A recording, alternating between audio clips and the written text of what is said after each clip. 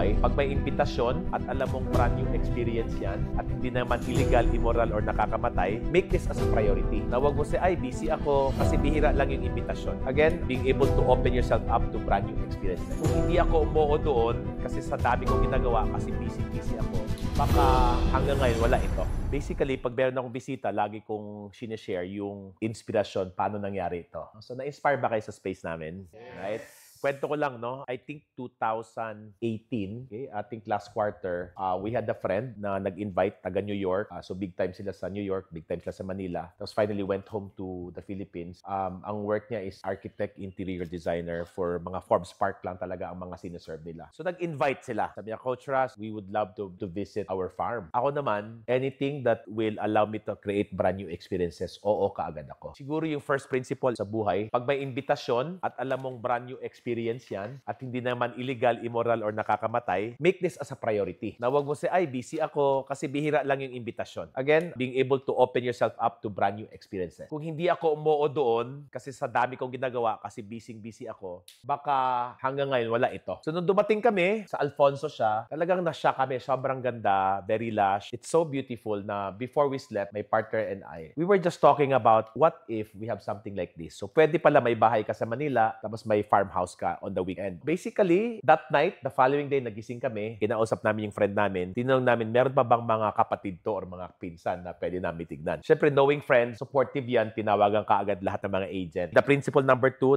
do not act by budget, act by faith. Anong ibig sabihin? At that time, hindi ko alam kung magkano ang farmhouse. At that time, hindi ko alam kung afford ko ba, but gusto ko, at ang ugali ko, pag gusto ko, I will act on it kahit pa konti-konti. So the fact na nagtanong kami, the fact na nagpa-viewing na kami, on that day, talagang 3-4 na property na kagad tinig namin. Pero hindi ko alam kung afford ko ba, hindi ko alam kung magkano to. Basta alam ko lang gusto ko siya. Ang gusto ko sa ugali ko is, pag may gusto ako, hindi ko na inaantay yung external things na mangyari. Ang ginagawa ko lang, aktuhan ko na. Kasi gusto ko alamin kung para ba sa akin or hindi. Baka inggit lang pala or baka naman pala merong gustong balak sa akin ng may kapal. From there, I think 6 months kaming nag-shopping ng mga property. No? Batangas, Bataan, iba-iba. I think the third principle here is be clear with what you want and make sure you have your non-negotiable. Kasi 'di ba, sino dito, no, nagka-relasyon in the past tapos madugo 'yung nangyari. Kasi siguro nagkaroon ka ng relasyon na hindi ka naman ganoon kaklaro kasi yan 'yung available, pinatulan mo kaya madugo. So, with the 6 months of, looking for property, change there and that, at that time hindi ko pa alam kung kaya ko ba talaga, pero sige lang na sige. So, ngayon nagkaroon ka man na negotiable, no? Kailangan yung weather must be mataas na malamig. At the same time, kailangan may water feature. Pati yung size na isama ko na. So, nilista ko na lahat ng gusto ko. And that's where I want now start to number 4, surrender your desire to God. Parang yan yung wish list mo. Tapos number 5 is let it go. Bakit? Kasi ang naintindihan ko yung proseso sa buhay, lahat ng gusto natin sa buhay in quality and quantity, right here, right now is available. At kung hindi mo pa na tatanggap kasi hindi ka pa siguro handa. So my job there was just to prepare. Nung, I think, July of 2019, may nakita kaming first property dito sa Lukban. Tabing ilog, napakaganda. Tapos nagpatayo kami ng bahay kubo na modern, na cantilevered. As in, sobrang ganda. Ang marinig mo ng lagaslas nung fall. Tapos, January 2020, kasama ko yung mga amiga kong mga desperate housewives, mga taga Forbes Park, mga yoga mates ko. Sabi ko, mag-eat, pray, and love tayo sa Bali. So, we went to a certain place in Bali. Doon talaga na-inlove ako. Sabi, gusto ko to. Sabi ko, mag-mastermind prayer tayo. Ano yun? Sabi ko, i-declare natin gusto natin, specific tayo, para lang public to i-post natin. Ako, I vividly remember, I took a photo of myself. Tapos, very clear ako. Hanggang hindi ko makalimutan. I see myself as I pray to God on or before my 70th birthday. I'm living in the middle of rainforest, surrounded with rice paddies and walking barefoot every day. And then, March pandemic. Lahat yun nakalimutan ko na. Tapos, that year, we're supposed to have 16 trips, including South Africa, including Europe. Cancelled lahat. Sabi ko, hindi, mamamatay ako sa Manila. Ayoko. So, we started, creating the house that we had there sa first property. Except lang doon, walang internet. Internet lahat ng kitaan natin, di ba? Walang kuryente. Tubig lang. So, nag-decide kami, 2020, maghahanap ng property. Tapos, may nakita kaming second property na gustong-gusto namin. Dito lang din, in between siya ng Madre at pare na mga monk. Tapos, siguro 6 months working with an architect, house builder. Tapos, February 2021, housebreaking. So, bago kami pupunta sa groundbreaking, yung agent natin nagsabi na, Sir, merong bagong property nagbukas. Sabi ko, hindi na, invested na kami doon sa pinapatayo naming bahay. Naglabas na kami ng bonggang-bonggang investment doon. Pero at that point, parang I was praying, sabi ko, level 10 bang gustong-gusto ko yung papatayuan ng bahay? Obviously, hindi. For what reason? Again, number one, walang kuryente doon kasi nga rainforest nga. So, kailangan dependent ka sa solar. Eh, dito maulan. Pag maulan, hindi siya masyadong maganda for solar. Pangalawa, walang internet doon, walang fiber. So, gusto ko siya pero hindi ko siya ganun kagusto kasi ang gusto ko move in kaagad. So, at that point, sabi ko, sige, tignan natin pero hindi na ako bibili ha. Wala na akong interest. No? Nung pinakita sa akin to, alam mo, itsura nun nito, ano pa ito, puro talahi, puro saging. As in, hindi mo nakitaan na gusto mo siyang tirahan kasi nga, napabayaan ng may-ari eh. Wala pang road yan. Putikan pa. Rough road pa yan. Pero alam mo yung intuition, yung kutob mo sa'yo to. I think there's one passage in the Bible, pag may gusto ko daw hingin, maglakad ka barefoot sa land. So first time in my entire how many months or years na nag-ocular, na ako mismo nag-ocular kasi ayoko nag-ocular. Pero ito yung kutob ko, grabe. Nabalik pa ako pagkagabi. Sabi ko, gusto ko tignan ng sunset. Sabi ko, akin talaga to. The following day, early morning, bumalik ako, sunrise. Sabi ko, akin talaga to. The following day, I went to the owner. Hindi ako hinarap ng owner. Ang nagharap lang sa akin, sekretary, at sang sabi sa akin na hindi na po siya binibenta kasi meron ng 8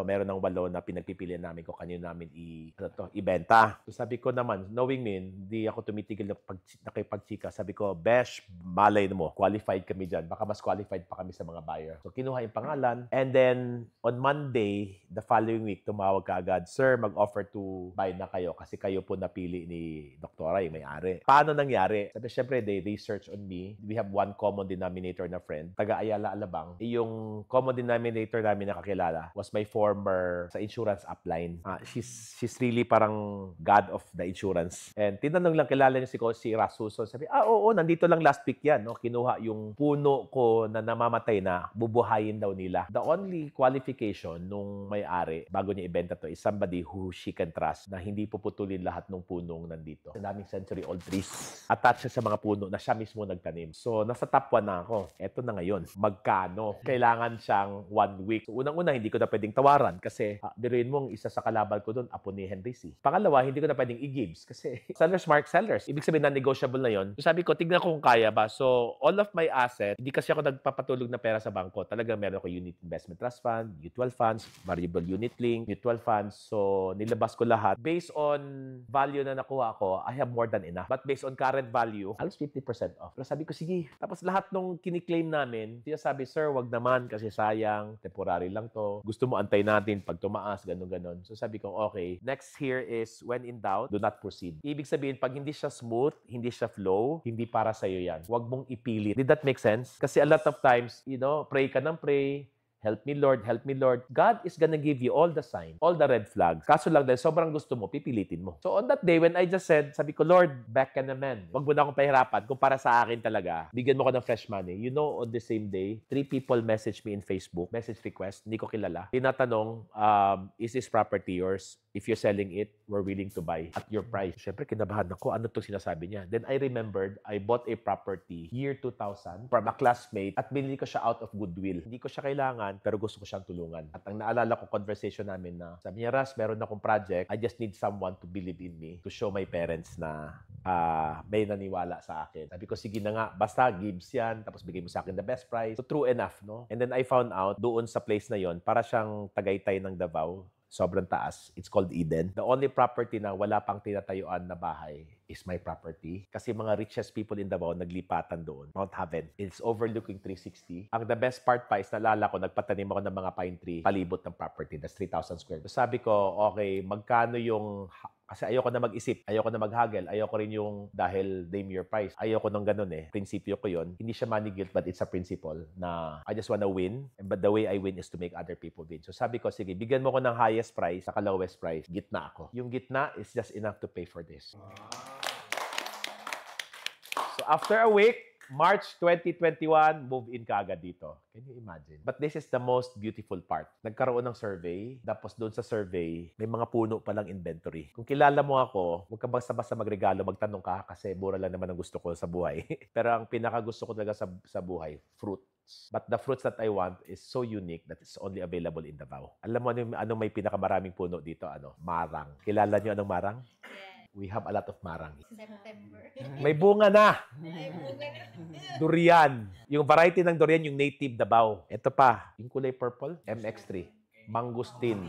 Kay Mito we have. Kay Mito is my mom's ultimate favorite fruit. And you don't find kay Mito anywhere. We have a lot. Tapos yung rambutan na tuklapin. Sabi ko, grabe, it's really made for me. Hindi ko alam paano ko siya na-afford. Wala naman akong ibang negosyo. But at that time, walang pumapasok ng pera. Pero napagawa namin yung road. This is a brand new, 2022 na to natapos, pati yun, isang bahay. So this is a personal space for me and my family. That one is an Airbnb space. So that was an old house. Did you like the landscaping? Me and my partner, meron kaming, hindi man vision board, sa banyo namin noon, dun sa Wakwak, meron kaming mga picture na dinidikit. So iisa lang picture namin dinidikit, landscape. And we found out that the landscape artist of those photos that we took, isa lang. Siya yung pinaka-landscaper ni Ayala Sobel, landscaper ng Pearl Farm. Kumbaga, kung meron pang landscape artist of the century, siya yun. Tanong niyo sa akin, taga saan siya? Nagkarlan, a town away here. So naghanap kami ng means and ways, connection. Siguro mga 4 na beses nang kinonect to some reason hindi. And only to find out, nag-retire na, hindi na siya nagla-landscape, naging painter na siya. So okay, sige. Then one day, tumawag sa akin yung president, CEO ng AirAsia. Barkada ko, say, dude, I met someone because I'm having my house done in Alabang. Who is this? Sabi niya, would you believe the right hand of Ponce Veridiano? Sabi niya, oh my God, papuntahin mo dito. Pumunta. So sabi niya, ako pong gumawa nito. Ako gumawa ng Greenwell 5, siya gumawa. Yung bahay ni Ayala Zubel, siya gumawa. Tapos sabi niya, eto kasing gusto namin. Posible ba? Sabi, madali lang yan. Siyempre, tanong, magkano po? Sabi niya, ano po, medyo mataas po ang sigilan ko. Kaya nga, magkano? Arawan. So ang normal na arawan is 600, 700, 1.5. So okay, mas maganda na yun kasi alam ko, pag parang nag-hire ka ng pinakamahal na architect. Pero hindi naman siya gumagawa ng mga assistant niya lang naman. Tapos meron din siya mga taga-execute. Ito na. Ganda, no? So what I'm trying to say here, guys, is my life has always been effortless. What's the word? And I feel it's limitless. What's the word? Limitless. Which is lahat ng gusto mo, maaring makakamtan mo ng walang hirap at walang pagod.